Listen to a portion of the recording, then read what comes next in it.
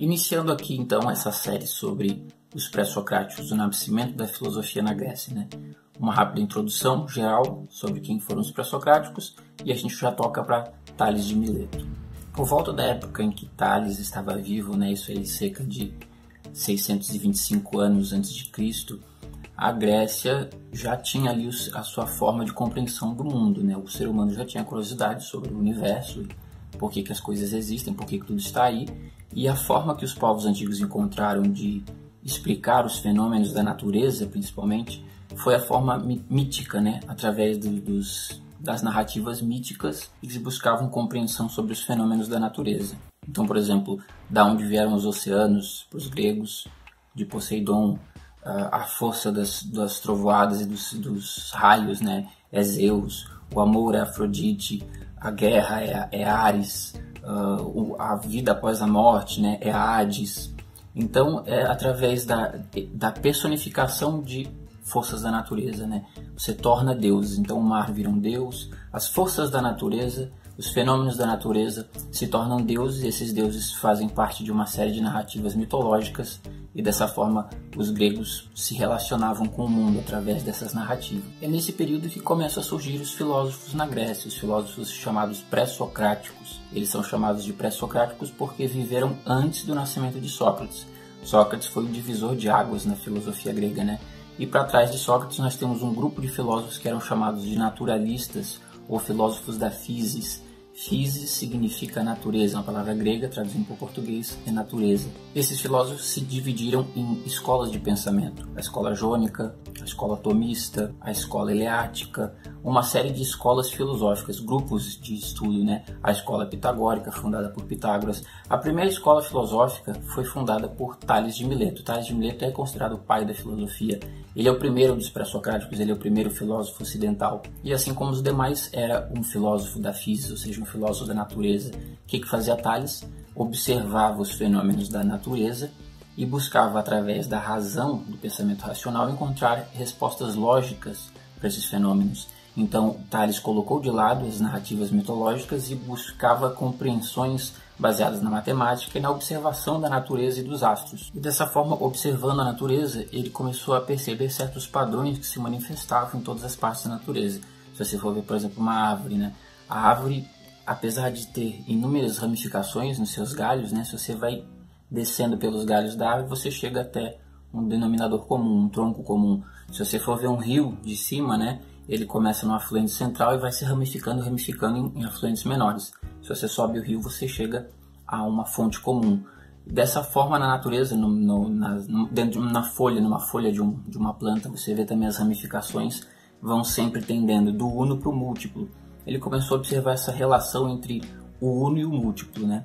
Observando que sempre há uma fonte primordial para a multiplicidade de coisas no universo. E aí ele pensou no próprio universo. Será que por mais que hajam múltiplas coisas no mundo, no universo, será que todas essas coisas vieram de uma única substância?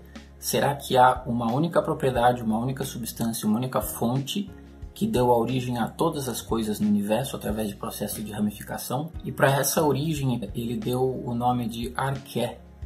Arché significa origem, princípio. E a partir desse momento Tales dedica a sua investigação, né, a encontrar essa substância primordial, que teria sido a primeira substância da qual todas as outras coisas derivaram. O Tales, ele acreditava que a água seria essa substância, né? Como um bom filósofo da physis, ele observava a natureza ao seu redor e ele começou a observar a importância da água no mundo, né? Ou seja, onde tem água existe vida, existe abundância, existe multiplicidade. Onde não tem água, não existe abundância, as coisas morrem. Ele observou que o oceano é feito de água, os rios são feitos de água, às vezes cai água do céu. Se você cavar na terra, você encontra água. Existe água dentro do corpo humano, existe água dentro das plantas, né, a seiva. Ele observou que a água estava por todos os lados e relacionado com a abundância. Então, ele observou também os estados físicos da água, né, sólido, líquido e gasoso. Observou que a água tem a capacidade de se transformar, né, em outras formas, sólida, líquida e gasosa.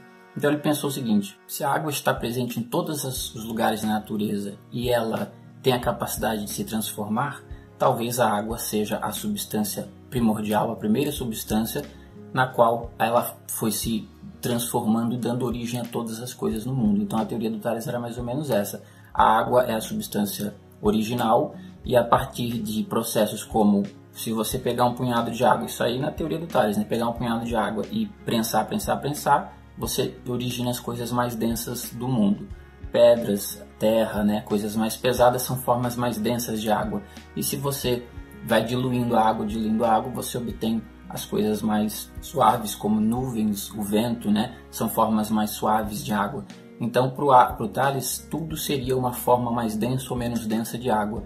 Bom, vamos dizer que ele errou, né? A água não é a substância primordial que deu origem a todas as coisas. A água tem a sua importância na vida, no planeta, principalmente em relação à parte biológica, né? Mas nem tudo é feito de água e essa ideia do Tales estava meio equivocada. A importância do Tales não foi em dizer que a água era a substância, mas de postular uma substância primordial.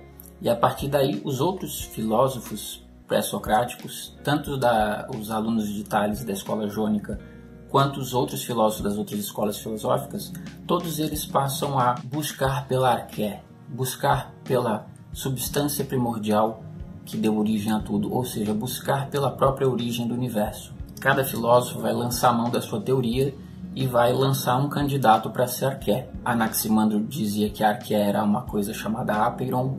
Anaxímenes achava que a arqué era um negócio chamado pneuma, que a gente traduz como ar. Pitágoras acreditava que a arqué, a essência de todas as coisas, eram os próprios números, a própria essência matemática seria a origem de tudo. Cada um dos filósofos vai desenvolver a sua teoria. Eu expliquei a do Tales aqui. No próximo vídeo eu vou falar sobre Anaxímenes e Anaximandro, que são os discípulos de Tales, e no decorrer a gente vai conhecendo os pré-socráticos até chegarmos nos dois mais importantes, que foi o grande embate da filosofia pré-socrática, Heráclito de Éfeso versus Parmênides de Eleia, né?